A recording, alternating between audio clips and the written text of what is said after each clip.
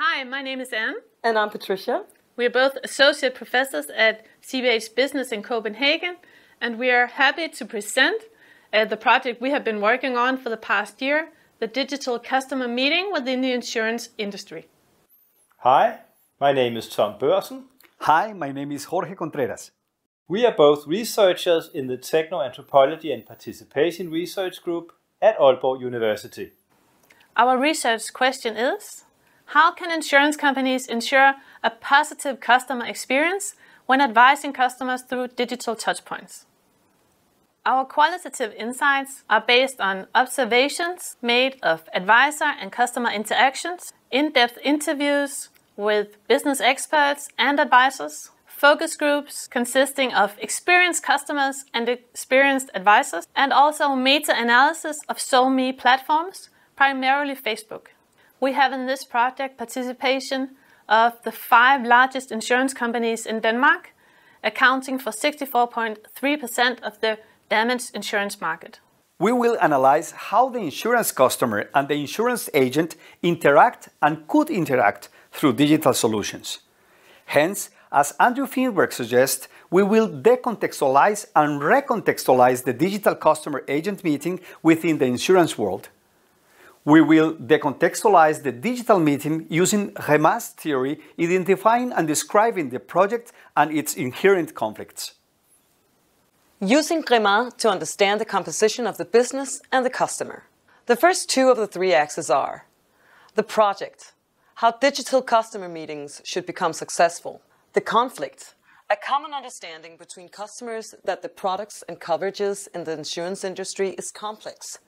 Also, no need get uncovered when handling an injury file. All is best reported by telephone as proper effective help is needed.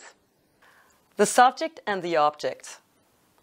The main character is the insurance company aiming for the full digital transformation of the customer by cutting down the expensive processes controlled by employees. Instead, it transformed the customer into a self-employed and apt player, creating a win-win situation based on trust and transparent service processes, where the company saves money and time, and the customer saves time and gets a better overview of his situation and solutions completely by himself. Important actors. The giver is a wizard in shape of a sustainable IT solution that gives the customer full ownership over the processes and handling of needs in contrast to traditional customer service by telephone. The receivers, the customer and the company getting a reciprocal solution that benefits both sides, shaping a service that is time and money saving. This gives the company an opportunity to develop a digital space that can lower the costs of traditional service handling and create new exciting jobs within their organization. The customer will achieve a better time-saving service and coverage of need and possibly return the company's new profits in sharper prices and better coverage. Our recontextualization is based on Paul Ricoeur's threefold mimesis: prefiguration, configuration, refiguration. Hey, but one moment please. We intertwine Ricoeur with Remar's model to discuss the role of the customer with Ricoeur's threefold mimesis. Well, we explain the company and the customer relationship as a narration and help us to understand the forces, impacts and obstacles better. Ricoeur explains narrative through 3 stages that repeat themselves in a never-ending spiral. Each new re-understanding of the narration can move the receiver forward with new understanding of the world.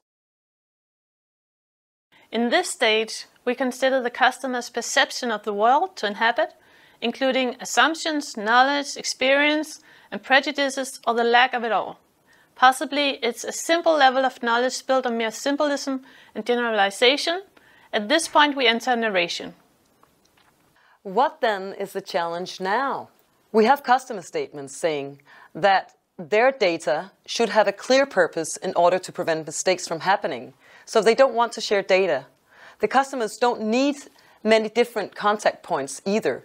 They need the company meeting them in speed and efficiency instead. The preferred contact points today are definitely the telephone and secondly the web, though it's not their best choice. In our employee statements we can see that they know that they need to be better at meeting the customer with a personalized and personal service. They also have difficulties gathering sufficient amount of information at one touch point and one point in time. And at the same time, the customers expect the insurance companies to know exactly who they are and what their history is. The insurance industry is understood through the beliefs and interactions created by themselves and the customers. Uncertainty rules, and the customer needs special guidance to survive the jungle of complex products, taxations, terms, and solutions. In this complex and unclear picture, our story unfolds. There is a great personal financial loss at stake. The companies have maintained this picture because it secures earnings and prevents direct price competition. There is a risk of losing the grip should true digital transformation be realized by the competitor. The opponents and obstacles are old systems and processes that do not interact internally in the corporation. It is data sharing of the customer history because it's in the hands of manual entries made by employees, and also products that are too complex as possible to secure higher earnings. Most products are packaged products and therefore difficult to compare for the customers. Also, most digital touchpoints can only manage simplicity, and therefore they fall short in case of complexity or doubt. These are, for example, chat, Facebook, online damage formulas, apps, websites, including private login pages. Other opponents and obstacles are silos that live strongly within the corporations. There's a lack of interaction and communication between the different business functions, sales, customer service, IT, and marketing, resulting in employees knowing only their own department. The obstacle ahead is the need for convenience for both parties. Successful digital transformation is only possible when technology empowers the customer and relieves the customer of doubt and anxiety concerning potential loss. Technology should provide transparency and empowerment to the customer. Only then will the customers be able to enter into a true digital transformation of their interactions with insurance companies. The helpers should be IT, communication, and competent employees shaping transparent products and supporting processes in close dialogue with the customers. A new point of view of both the company values and the customer's values in order to make the two parts approach each other is also critical. This should create a reciprocal culture where service is seen as a common help to the customer and the company.